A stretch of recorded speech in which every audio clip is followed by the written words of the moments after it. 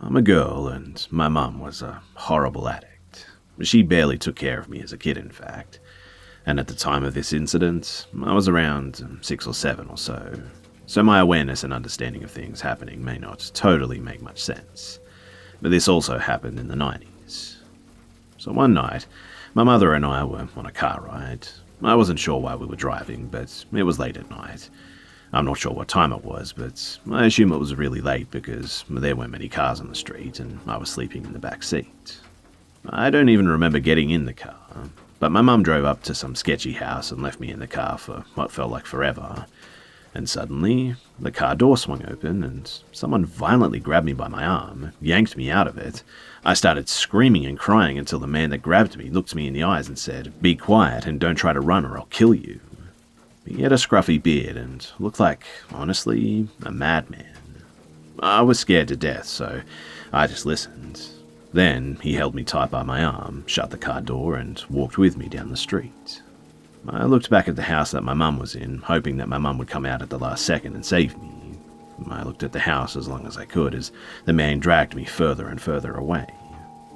As we walked down the street, I wanted to cry, but I was in shock and in fear. I didn't know what to do. If I sniffed or cried, the man would just tighten his grip and yell at me. I can't even explain just how scared and confused I was.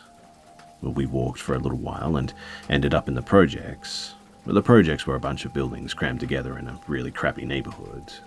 We walked into one of the buildings and walked up a flight of stairs. My legs and feet hurt like hell, but I was too scared to stop moving or complain. We walked up another flight of stairs when I saw some random guy smoking a cigarette in the stairway. Then, without warning, the guy that kidnapped me just fell to the ground. I didn't know how the kidnapper fell to the ground so fast, but the next thing that I remember is the cigarette guy just punching and kicking the kidnapper in his head and face. The kidnapper was out cold. Cigarette guy picked up the kidnapper by the back of his jacket and threw him down the stairs. You have no idea how scary and violent it is to see an unconscious man fall down the stairs like that. To this day, I still have a fear of falling downstairs, and he just bled everywhere. I still have no idea too how Cigarette Guy knew to help me, but I'm sure glad that he did. Maybe he could see tears in my eyes, or maybe he just picked up on something and had a bad vibe, but he acted instantly. The first second that he could, he attacked my would-be kidnapper, and Cigarette Guy starts pacing back and forth, swearing at himself, gritting his teeth and clenching his fists. I thought that he was mad at me, so I started to cry. He looked at me and said, Okay, shut up." He had a terrible attitude as well, so I listened to him out of fear. I wasn't as scared of Cigarette Guy as much as the bearded guy, but I was still in fear of him. He started to ask me questions with an attitude like, "Why are you out this late? Where are your parents? Why would you talk to strangers?" I was just in so much shock and confusion that I couldn't answer the man's questions correctly. He asked if I knew my way home, and I told him that I didn't. I told him a broken story about what happened, and somehow with the information that I gave him, he knew where my mum's car was. The only thing that I remember about the road is passing a house with Christmas lights on it, despite Christmas already being over. I think that he knew the area well enough and figured out where I needed to go from that information, but I honestly don't even remember telling him about the Christmas lights. Anyways, he told me that he would take me back if I promised over and over that I wouldn't tell the police that I saw him or anyone that looked like him, and made me promise that I wouldn't even tell the police anything. Again, he was pretty scary, so I didn't care what he asked me to do. I just wanted to go back to my mum, so I agreed. I followed him down the stairs, and the bearded guy was still laying on the ground bleeding at the bottom of them. He wasn't moving at all, and for all I know, he may have even been dead. These days, I now hope that he was. Cigarette Guy stepped over the bearded guy, and I followed. We walked outside, and Cigarette Guy looked around panically. I remember him telling me, too, that the police don't like me. Well, we walked out of the projects, and my feet still hurt. Cigarette Guy was walking fast in a panic, and I had to basically jog to keep up with him. I started crying, and he asked what was wrong, and I told him that my feet hurt, and I remember him sucking his teeth and picking me up with an attitude. He awkwardly cradled me in both arms. He walked down the road for a moment. and then I remember him swearing and running behind a house or a building. A cop car was driving down the road. He put me down and told me to run to the police car. I tried to run, but my legs could barely move, and honestly, I was scared. The cop car kept driving and rode away without seeing me before I could even get remotely close to it. He kept swearing to himself as he picked me up again and ran down the street. He took me behind a lot of houses and hid from every cop car that drove by. I assume now that the police were looking for me. He carried me in both arms, running fast down the road when I saw my mum at her car in the distance. She was surrounded by police, and Cigarette Guy put me down and told me to run over there. I got so excited that the pain in my legs just disappeared, and he put me down and I just ran. I ran towards the police and my mum picked me up and she hugged me tightly. The police started to ask me and my mum questions, and I don't remember too much about their questions, but I remember my mum telling the police some convoluted story that just didn't make any sense. She basically told me not to say anything, and I didn't say much, but I cried a whole bunch. And then we went home. Days later, my dad picked me up and knew something was wrong. I told him everything, and after that, I never lived with my mum again. When I grew up and had time to think about that day, I never did forgive my mother. Not too long ago, too, I asked my dad about what he remembers about the situation and told me what he thinks happened from what I explained to him from years ago. He said that my mum was on a drug binge. I got kidnapped. Someone saved me, but the person that saved me had warrants and wasn't mad at me. He was just frustrated with the situation that he had to deal with. Imagine being a criminal on the run and now having a kidnapped girl with you and you just beat a guy up half to death. If he would have gotten caught with me, he could have easily gone to jail for my kidnapping.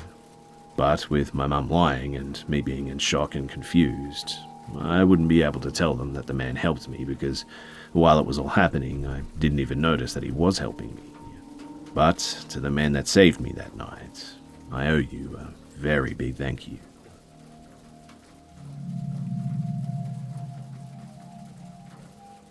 Just recently, about 5 months ago, my family moved into the house we're in right now after doing renovations on it for like 2 to 3 years straight. The house is in a low middle class neighborhood and needed a lot of work. After finally finishing it, we moved in ASAP and we got settled. It's very cozy and the neighbors are super nice too, so that's good.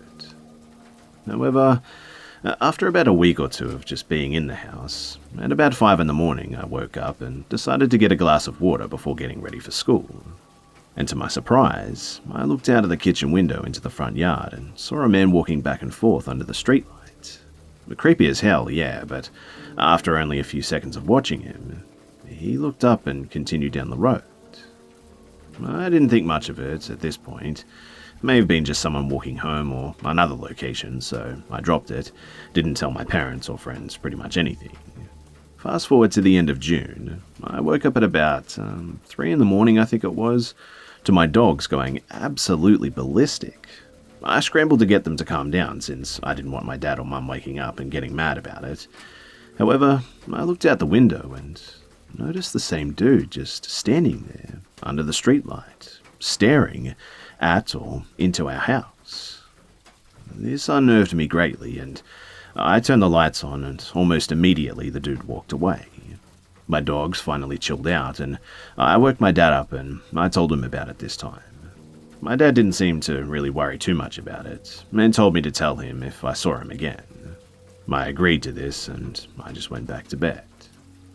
About a week ago, I was unloading a storage unit pod in our backyard. I was home alone and it was rather late. I wanted to retrieve my guitar case before I lent my guitar to my friend. My dog started barking like crazy again and I immediately went to check out what they were barking at. And lo and behold, there that dude was again, in the same spot, staring at or into our house again.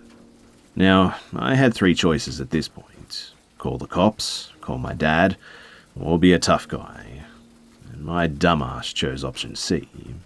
I grabbed a baseball bat from my room and I just walked outside. And the moment that I opened the door, he began to walk away. I screamed at him, "Hey, get back here!" And in response, he just ran. But once my folks got home, I got a major earful, and rightly so, I suppose. But my dad and mum called the cops, and the cops did the best that they could with what little that we had. They simply told us to call again if anything else happened, and then they went their way. But last night, though, I was getting home with my dad, mum, and sister after a night with some family friends, and as we pulled up to our driveway, there he was. But this time, he was in our yard. The moment that the headlights shined on him, he ran down the road. My dad cursed, parked the car, got out with his gun, and stared at the guy as he just ran away. My sister, mum, and I went inside immediately to call the cops. We don't know what happened after we went inside, but according to my dad, the man turned around and stared back at him for a while before just running off again. I don't know if this guy will be back and how long he's been doing this for. I really hope that nothing spirals out of control, but I'm not so sure that this is over yet.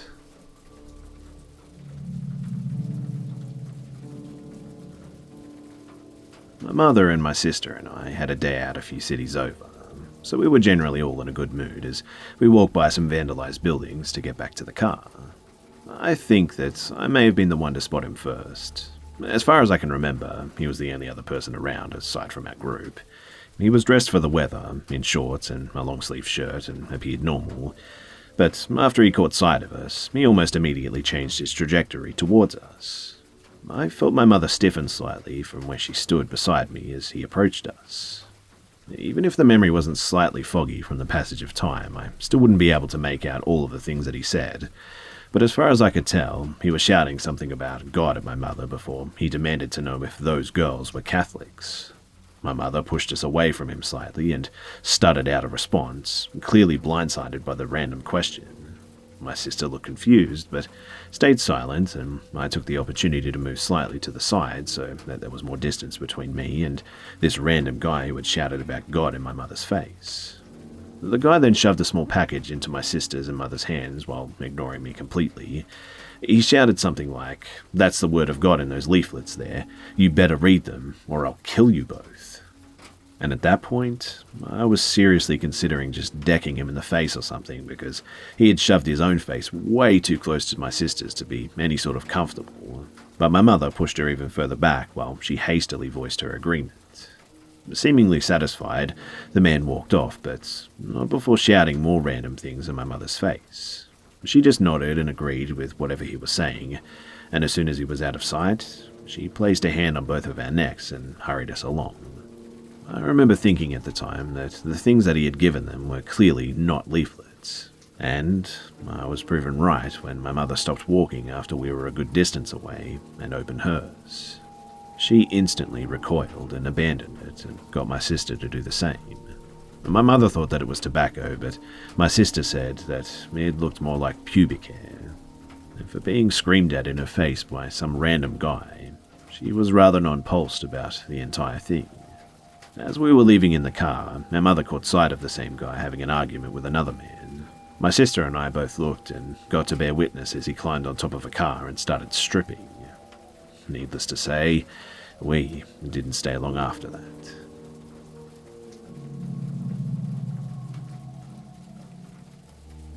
So to start, I'm a 23-year-old, at the time of this story, 19, 5'5", fat girl from England, and my weight and country come into play later. So, I used to walk my dog at night until this experience at least, but the kind where you can make out a fair bit but not perfectly. A disclaimer of that area is like a middle-of-nowhere village, everyone knows each other, strangers or visitors are always spotted, all that stuff. A fair few of my neighbours walk late too, and the neighbour that I would meet most, who was always going out, was about 6'3", heavily tattooed, 46-year-old man with two very unfriendly big dogs, one Mastiff and one German Shepherd. We were great friends too, and still are, and the only other dog that his wouldn't attack was actually mine, so I had no worries at that late hour because he was normally just a shout away. The night that I bumped into him, though, was just ending his walk, which had happened a couple of times. No big deal, and no worries. I'm around half an hour into my 45-minute walk anyway, in the woods, earphones with music playing, and just checking my phone for what song to play next. when I notice my dog is looking up as if he can see something. I assume that it's just another neighbor, a fox or a deer maybe. My dog doesn't chase anything, so it was normal that he didn't run after any animal. I looked up calmly to see a strange man standing around 20 to 25 feet away from me, holding a rifle. No dog. It wasn't hunting season, and this is England, so getting a gun unless you're a farmer, let alone a rifle, is pretty difficult. He looked shocked, but angry to see me there. And at this point, I remember my head torch is on, and he turns to look at me. He angles his face to me, and I knew that I couldn't turn around or run since I'm very out of shape, more so then, so I just carry on walking. As we go past, my dog gives a wide berth, which is unusual since he's so friendly and loves literally everyone and everything. When I was level with him too, he just shuffled and said, "Evening," and I responded with the usual "good evening" and speed walk out of there. I looked back over my shoulder as I was about to leave the woods, and I saw that he hadn't moved, just stood looking at me. I never walked alone at night again after that too. This freaked me out so much too because it has never happened and never happened again either, and any hunting near me has to be done in a certain area at a certain time of year. He could have been hunting, I suppose, but I'm sure that I would have heard a gun go off at some point since sound travels and I can hear bird scarers in other fields through my earphones. For context too, I didn't walk with my neighbour a lot because he was inconsistent with times due to work and it had been safe with no issues for 3 years before this. But what that guy was doing there at that time of night, in the forest with a rifle when he just shouldn't have been, is a complete mystery to me. G'day mates, it's Busta here. I hope you guys enjoyed the video, and if you would like to help me out, then please go ahead and watch another video by clicking on a card on the screen. As always guys, thanks for all the love and support, and I'll see you mates in the next one.